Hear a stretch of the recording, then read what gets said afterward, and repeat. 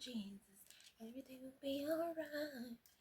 Do-do-do-do, my darling Jesus, everything will be alright. Everything. Hey everyone, welcome back to my YouTube channel. Welcome back to Beauty and the Bible. It's me, your girl Hope. That intro is fine. But anyway, welcome back to Beauty and the Bible. Yeah. So today's story comes from the book of Hosea. So stay tuned as I explain the whole book of Hosea. Don't forget to like, comment, share, and subscribe, and turn on the post notification bell so that you can know when I post Beauty in the Bible. And also I do post vlogs every other week. Don't forget to also tune in to the vlogs if you're inspired by STEM and faith. So today I'm going to try Painted by Esther blush routine. I will have tried that on TikTok or Instagram, but that type of content requires a bit of perfection, and for YouTube kind of gives you room for error. That's why I like trying different makeup stuff. I've done my eyes. It's giving, is it ethereal? Is that what we call it? I don't know. I just tried it. I do things on a whim, okay? So I just did it. But wait, this is for contour. But we are trying makeup by makeup by Esther, Glam by Esther. I know you know her style, the blush one. I've seen it with Olandria and many other people are trying to replicate it. So that's what we're doing today. So let's get to the video. So today's story comes from the book of Hosea, the whole book of Hosea. The whole book of Hosea is more of a metaphoric, it's a metaphoric book. And if you look keenly, it speaks of how Israelites and even us in our current lives, we pick and choose when to go to God, right?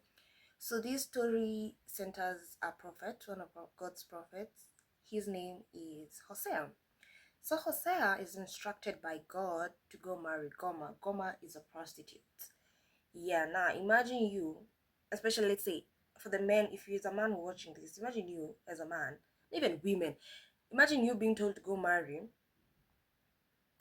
Now that will appear like I'm judging, so I'm not gonna say it, like a prostitute. You know you watch the movies that have prostitutes in them. You're to go marry that prostitute. I mean, I know I want to get married. I know I want to have a husband, but a prostitute? Come on, God, come on. It's never that serious, right? But when God instructs you to do stuff, He has a reason behind it, and disobedience with God ain't that it. So Hosea goes and marries Gomer. Now, remember, she's not the one who's been called by God. It's Hosea who's been called by God. And Hosea meets this Shile as a prostitute. So you married me the way you met me, like this. You married me anyway. So you cannot force me to be something that I am not. If you kind of get where I'm going with the gist, right? I don't know if you understand where I'm going, right? So Goma, even though she is married to oh my god, the blush. Yeah, it's only like that. Even though Goma is married to Hosea, she still goes back to her line of work. She does that type of work, right? So I remember she's still going during the night and everything, and Hosea still goes after her, begs her, come back home, blah blah blah. Please come back home. I love you, tarara, like that. So I know you'll be like, if it were me, oh damn, I'm divorcing and leaving.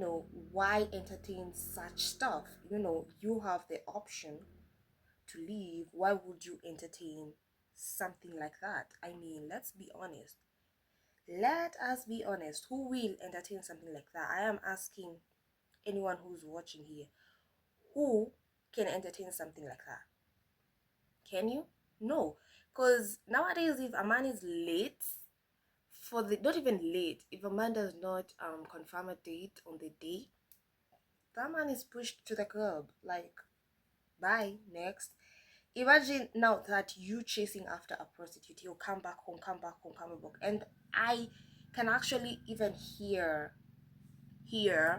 the laughter, maybe his fellow friends laughing at him, say, oh, you can get another woman who's good. I look like a clown, but we trust in the process, okay? I think I'll dab it a little bit.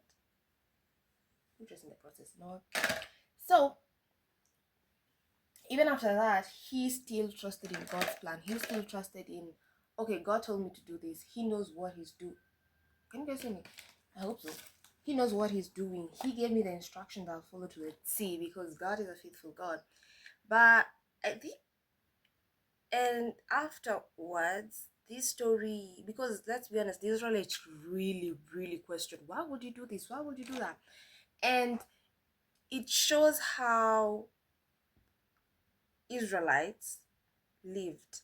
Remember this story, Hosea lived around, I think the 18th century, if I'm not wrong. I'll insert here. And during this time, the Israelites were rich. It is not during most of the time where the Israelites have been taken into exile or something. No, the Israelites are in their homes. Their harvest is plenty. Their military prowess is mwah. Their neighbors are afraid of them. They're like, oh, they got God by their side and all that good stuff. And they let that get into their head. Now they forget who brought them there, who was faithful enough to lead them, to lead them into battle.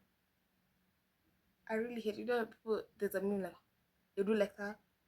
That's how it is when you wanted to get to the under eye. But they forget all that because they're now living in luxury. And let's not forget, some of us, that is how we live. When you're there, oh God, please, I want a job. Can you please give me a job? Or can you please help me get that woman or that man? Or, oh God, please, I want that dress or something. And once we get it, we tend to forget God. We tend to be like, so, we forget who enabled us to get those stuff, and we start seeing him as a by the way. And let's be honest, God is not a by the way. If you want to live your life, you can live your life, and God is gonna be like, okay, you want to live your life, fine, I'm gonna let you live your life, and I'm not going to ask you to do stuff. That's the goodness of God when he gave us free will. So that was Israel, and Israel was symbolized by Gomer, and Hosea symbolized God, where God agreed to marry us. Remember, the church is the bride to Christ, but we still go back to our guilty pleasures. People like, drunkenness, fornication, adultery, stealing. The stealing is theft, right? Greed, accusing your neighbors falsely, worshiping idols. Yeah, and worshiping idols is not going back and just like,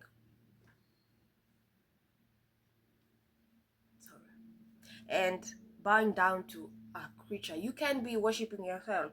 You can worship money, you can worship success, you can worship a woman, you can worship a man. That is also idolatry, you know? And that's one thing that was plaguing the Israelites. So when Hosea married Gomer, and Gomer was just doing her thing, it's like Israel.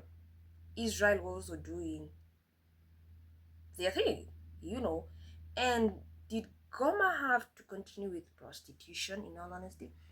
No, because God Hosea could provide for her, and everything would be cute. She didn't have to sell her body and all that stuff. She could still like earn, live a livable wage, but she still like craved that lifestyle. This is my full makeup look, and all I can say is that story did really touch me in a way that made me realize that we fall short of the glory of God.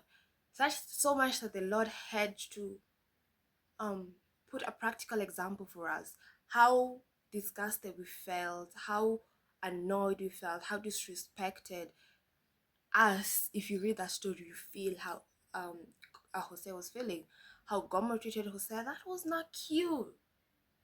I'm giving you everything you want. I'm giving you the love you want, the respect, but you still don't want to stay there. You still don't want to be next to me. You still don't want to walk with me. I'm even calling you back. But one thing I love about Hosea, he did not give up. He still went ahead. I'm calling you, I'm calling you. The same way with God. God is calling us right now. Like I said before, personally, I feel like, not even I feel like, I know we are towards the end of the days. The Lord is coming soon, and I feel like God is actively and calling us more. He's calling his people more and more. He's actively knocking at our doors. It's just for us to open. When he say that active knocking at our doors are hearts, we have to be open to it. And I'm not going to say you have to be perfect. You don't have to be perfect. God will be the one to perfect you.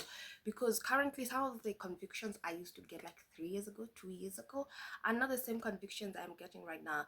God likes perfection, and he slowly perfects you in tiny ways. You can be how you dress, how you talk, how you style your hair, how you view things. It's crazy, but it works. And I do not think,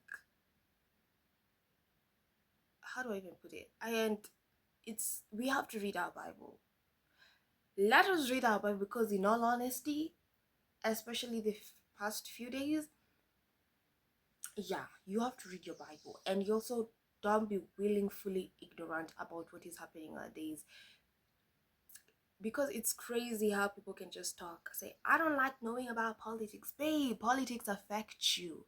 You have to know it. You don't have a choice. I hear when people just say, I want to be ignorant, I want to be stupid. No, don't be willfully stupid. It's not cute. It doesn't make you a better Christian. Be willfully stupid. You have to know what's going on around you, so that you can know how relate to the Bible, so that you can know how to preach. Okay?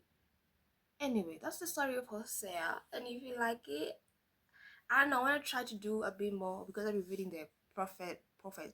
I'll do a bit more deep diving in the prophets. So if you like it, I'll comment down below. And if you have any other story, because the stories already in the Bible are crazy, because you're like, anyway. Sorry.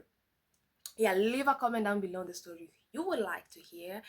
And don't forget to like, comment, share, and subscribe. And until next time, may God's favor always walk with you.